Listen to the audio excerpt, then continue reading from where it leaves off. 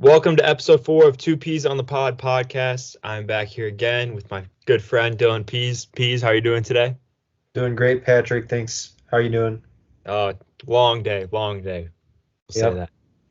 that. We're back here with another episode. Baseball's finally begun. Pitchers and catchers have reported. A lot of full squad stuff starts tomorrow.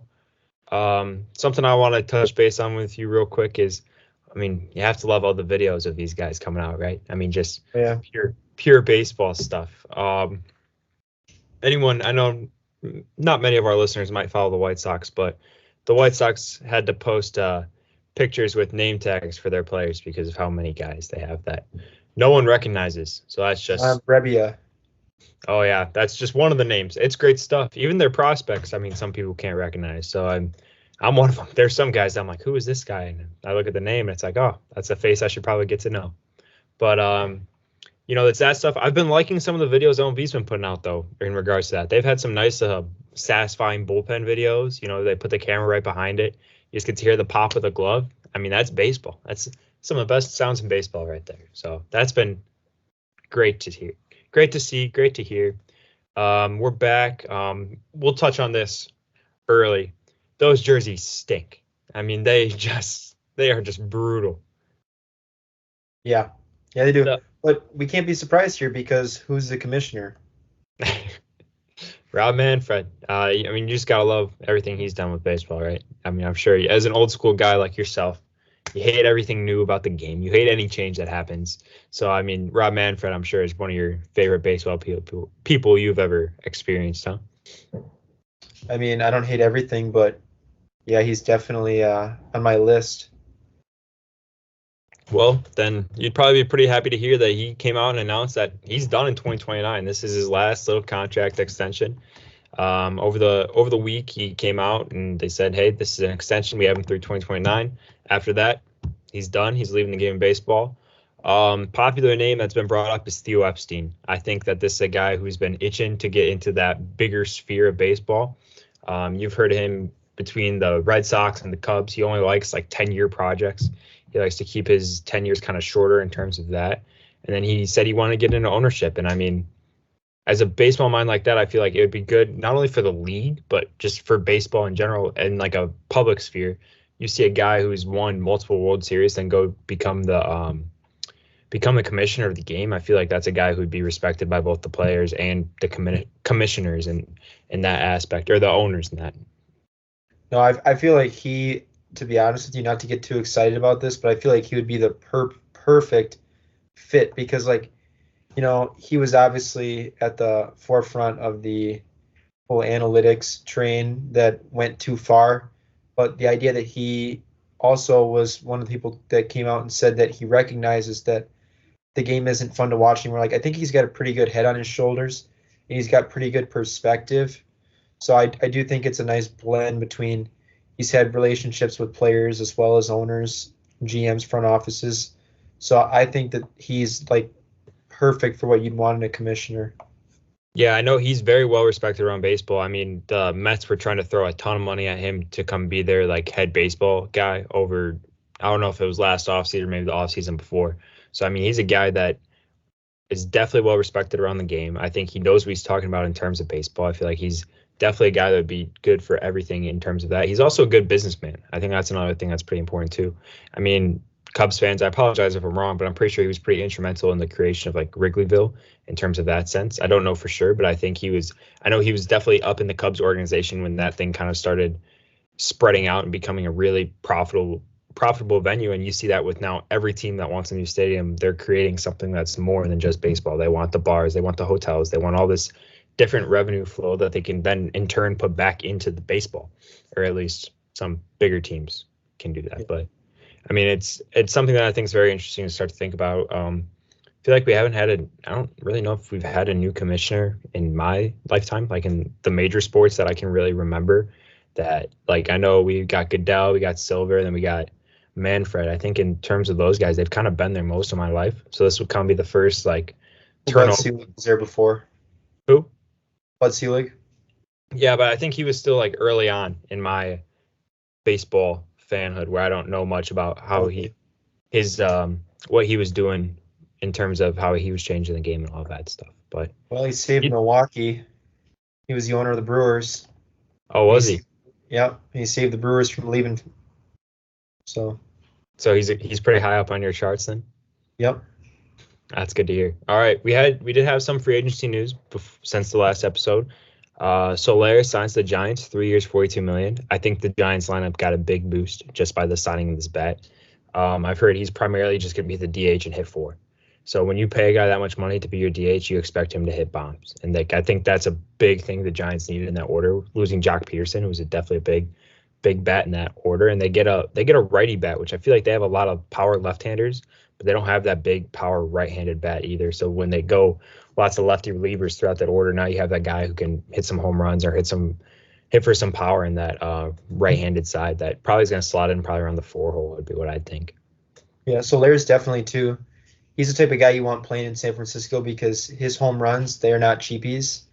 And obviously the stadium in there is about as pitcher friendly as it comes. So this is probably a good fit for the Giants. And I will say that this makes perfect sense coming off of me last week discussing how the Giants have had an undervalued offseason. And as you can see now, because of what my sources told me last week, that Soler to the Giants was going to happen. And that's part of the reason why I made that undervalued Giants prediction there. It would have been great for you to talk about that on the podcast, though, huh? Yeah, well, I don't like to release my sources. Oh, of course. I want to keep a good relationship with them. Good to hear. But either way, I think this is a big day for the Giants. He's a guy just kind of like we talked about last week with Cody Bellinger. I feel like when you're building a lineup, you need to have a guy that pitchers are afraid to pitch to in the middle of the order. That's exactly what he is. Like, you can't leave that guy fastball because he's going to hit it a mile. Like, if you don't have that guy in your order when you're trying to structure a batting lineup, like, I feel like you miss a big part of. I know if I'm attacking a lineup and they don't have a guy that I'm afraid of that's going to be able to hit home runs or that I have to be cautious around, I could feel like I can attack everyone. I'm not worried about finding a guy in the middle of the order, and I'm sure most pitchers would think that way. So,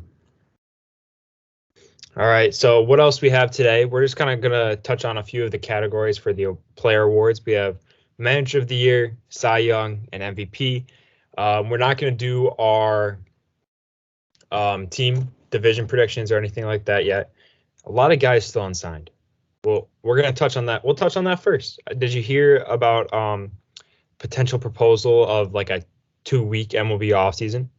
Yeah, it's just not going to work. I mean, it would never happen. What do you think of the idea of it? Like, fundamentally, do you think that idea is something that could maybe not happen, but is it something you would enjoy? Like more like an NBA style offseason in terms of that with baseball? I mean, would I enjoy the potential entertainment value of having all these signings come off the board? Yes, but I don't think it's plausible or reasonable to expect that would happen. I mean, as I've said before, like, the idea is that these owners, that these general managers are, I don't want to say penny pinching, but when you can get a guy who's built up your minor league system for a whole lot cheaper and your value per se based off of your advanced metrics to be similar to a free agent who's looking for his money, you're just not going to pay the guy money. I mean, these general managers, especially the most highly paid ones, they're getting hired now because they can make rosters that are competitive with less money. I mean, the perfect example is David Stearns going to the Mets. I mean, he was able to put together awful or really good teams for pretty much no money in Milwaukee, and now he's going to go to the Mets where he's pretty much tasked with doing the same thing with the money. But these guys, I mean, the Rays, the Orioles, the Brewers, the teams like that, they're just consistently not spending any money in the free agency. They are spending money on player development, though. I will say I've seen some stuff coming in on Brewers Twitter lately, how they're really, pushing more towards spending their money in that area because it's got larger gain over long periods of time. Yeah, I agree. I think another guy you look at is like the Andrew Freemans. Like, those are guys that they come from these like organizations like the Rays, like teams that know all these analytics. They get the most other players everywhere they go, and then you get these guys to go to places with big markets, and you're expected to, hey, we're going to give you some money now. Go get the most value for the money we're going to give you, instead of seeing a guy that you're going to overpay, or not overpay, but like I'm talking about overpay a player. You don't want to go overpay a player because that puts you in a hole, in a deficit. You want to, if you're going to pay a star, you want to make sure you're getting the most for them. An example of that backfiring though was who was the old Red Sox GM? He just and I was just going to add on to that because Chaim Bloom. But the reality is that like the Red Sox are a perfect example of a team that at one point spent a boatload of money, and now they found this. They see the other way, like that the Rays in their own division and the Orioles too, but mainly the Rays are capable of doing, and they're like the ownership says, well, you're saying we can field a competitive team every year without having to spend all kinds of money, and now they're not spending any money and they suck. So yeah, I think important though with that too is you mentioned the Rays and the Orioles, two very different philosophies there.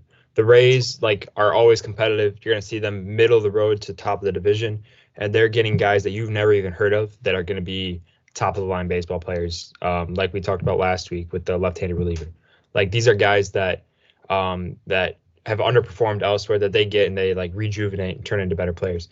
Orioles have stunk for years, accumulated a ton of draft, like they drafted very well, and now they have a ton of prospects. Very different kind of philosophies, I think, in terms of that.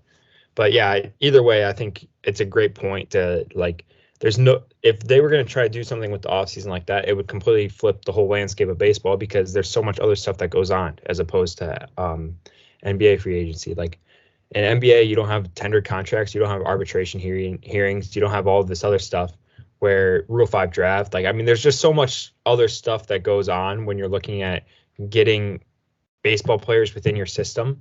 So many minor leaguers, so much depth at different positions that like you have to take a full blown scale look to look at your whole roster. You can't just be like, oh, we need a point guard who can score the ball. He's a very good player. Why we're going to give him a max contract and convince him to come here, especially with no salary cap. Like there's no such thing as giving a guy a max contract. He can go around and ask all these teams for as much money as possible. Why would he ever sign right away?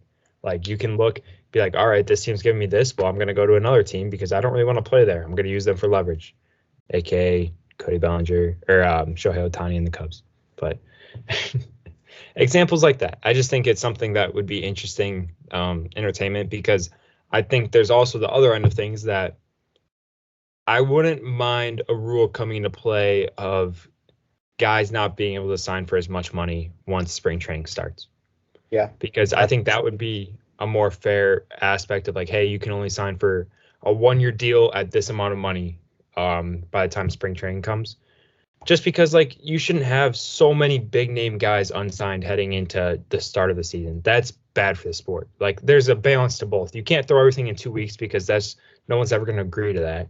But you also can't do this thing where you're going to expand this out throughout spring training, throughout the season. And all of a sudden you have these stars that are unsigned without teams because it's like, as a fan, no one wants to pay attention to that. Like, why didn't this guy sign? There's just so many different questions. And from the player's perspective, I get wanting to get as much value that you can. You really only hit free agency once in baseball, maybe twice if you're lucky. But like, it just seems extreme. It just seems extreme to me. All right, let's dig into these awards then. We'll start with the manager of the year. We both gave kind of two guys that we're kind of high on. I couldn't think of an NL team that I was thinking that I was like, oh, this guy could win manager of the year.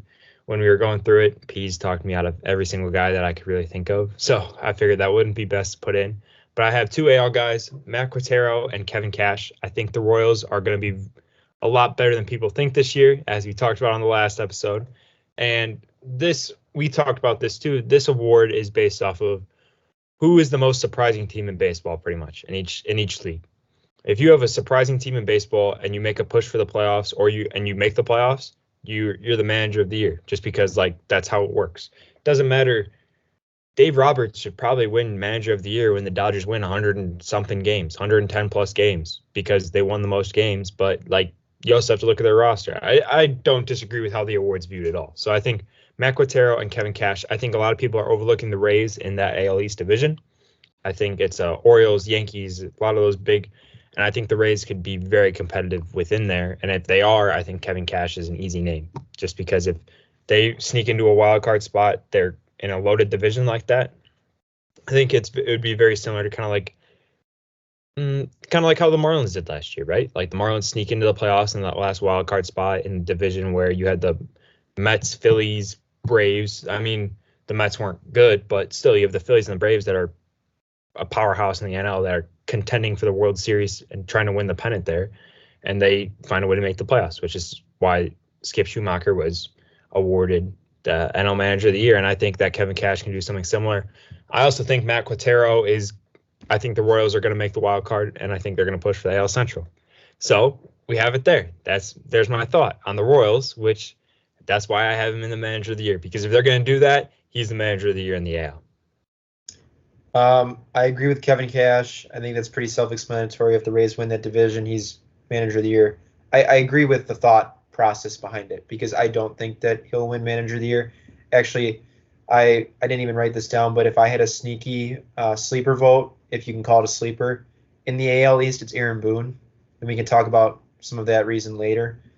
But Quintero is interesting because he could potentially become the first manager in Major League history to lose 100 games as well as win Manager of the Year, because that's just not going to happen.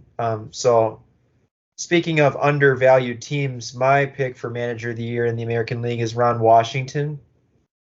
I know that I mentioned the Angels pushing for a playoff spot, and with the little respect they're getting on the national media buzz, I can almost guarantee you that if they make the playoffs, Washington is winning Manager of the Year.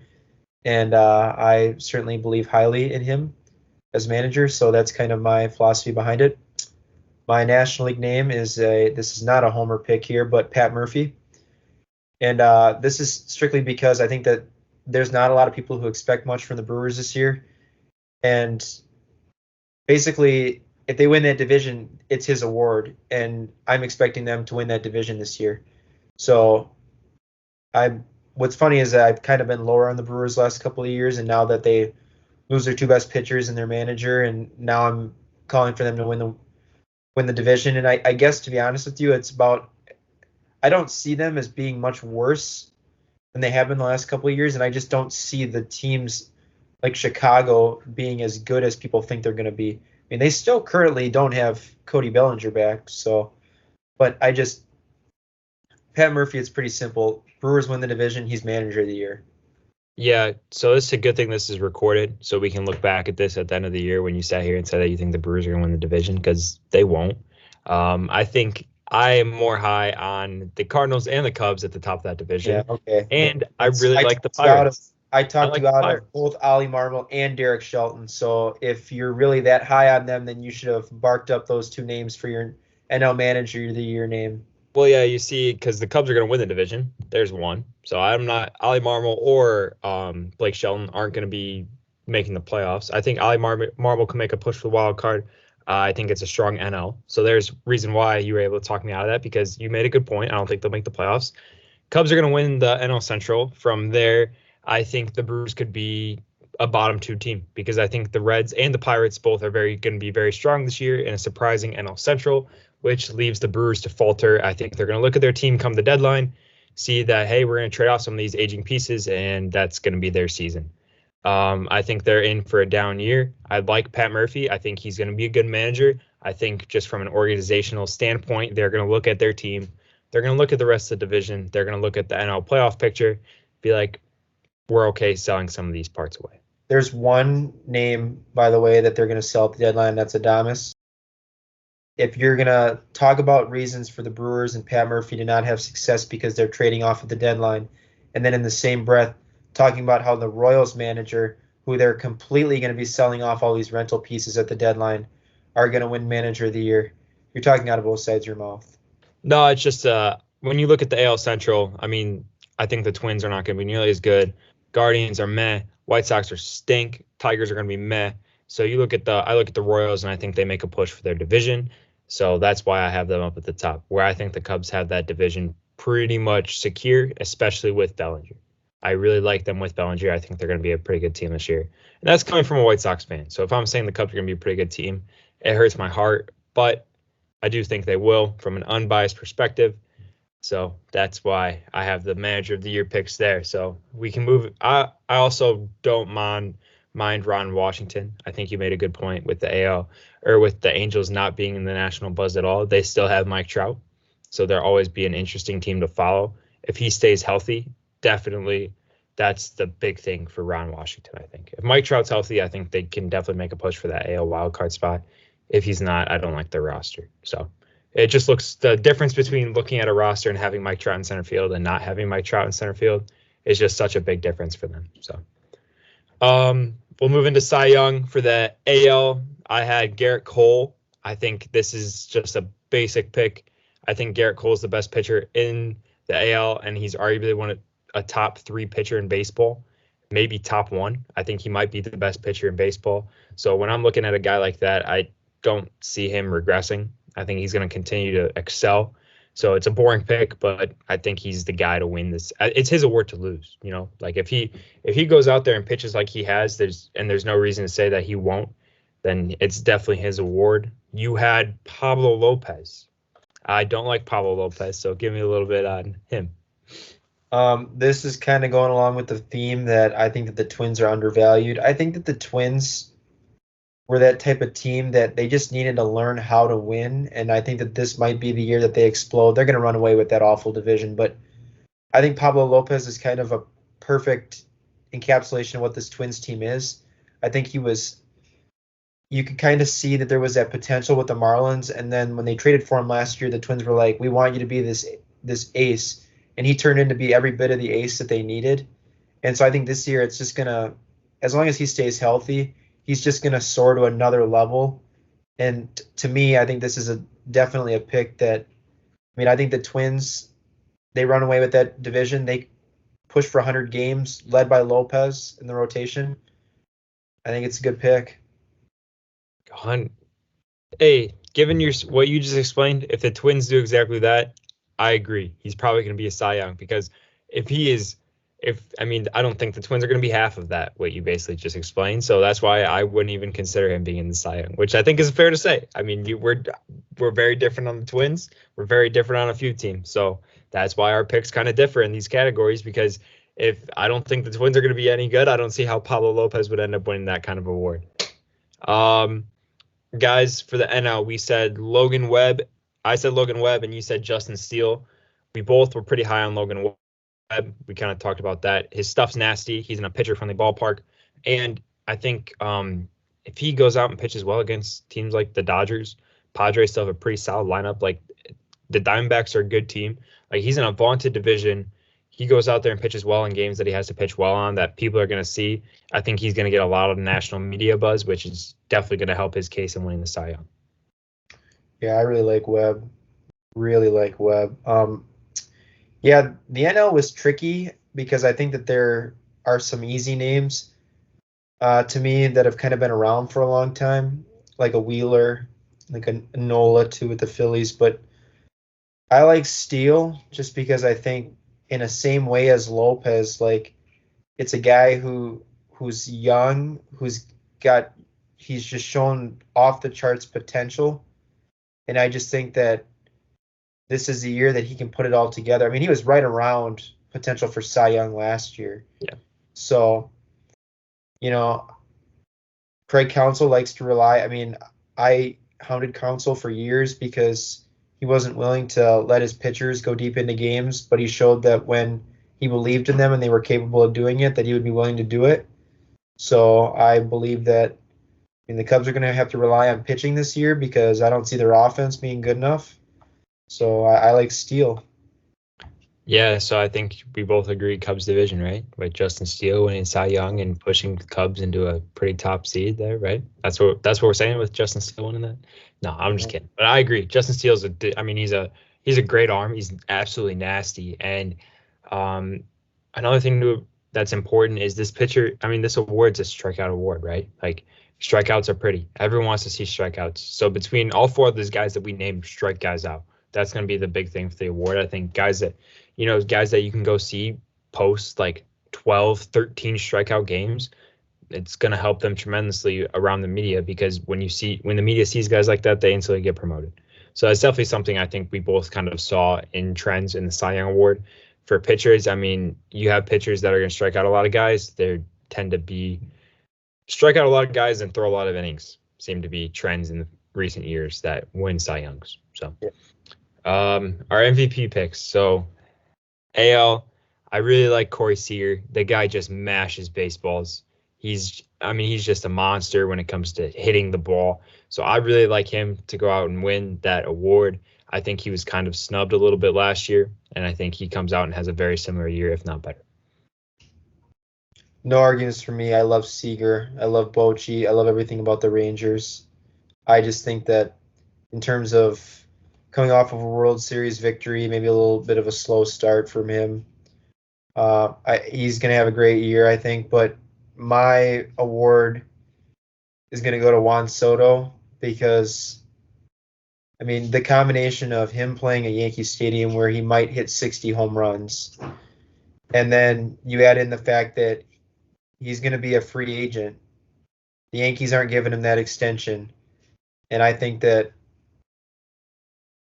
you have Soto in a contract year in that stadium. I think it just smells for like historic potential season.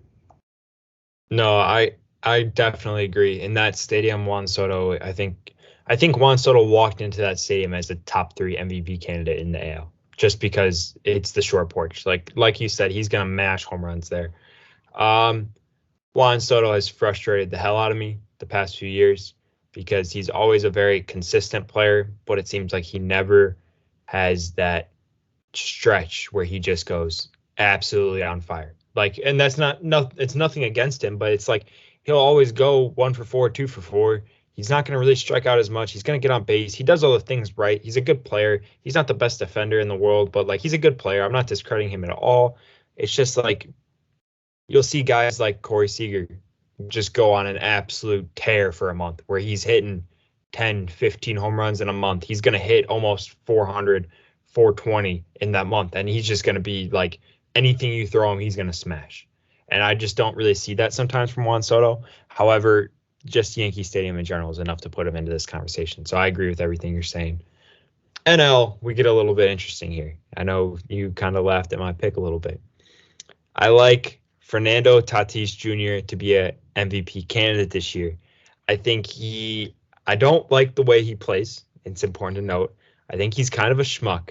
However, if the Padres are even going to be close to a contending team in the NL wildcard slot, he needs to have a monster year. Between him and Machado, like I think Tatis Jr. is going to come back and kind of show everyone like, hey, I'm gonna go out and I can be just like Acuna. Who was your pick? Easy pick there. I like Acuna. That was another one of mine that I liked. So the argument for Acuna is easy. He's gonna hit home runs. He's gonna steal bases, and he's gonna hit pretty well. He's also a really good defender. Easy. I don't discredit it at all. If you have anything to add, you can add it after this. But Tatis Jr., I just think he's like flown under the radar. I think he has the potential to have a similar Acuna-like year, and I think that like they would give him the award over Acuna if they have similar years just because of recency bias. You know what I mean? I know what you mean by saying that if they both had similar years, they would win the award, but I'm not really sure how you could think that they're going to have similar years.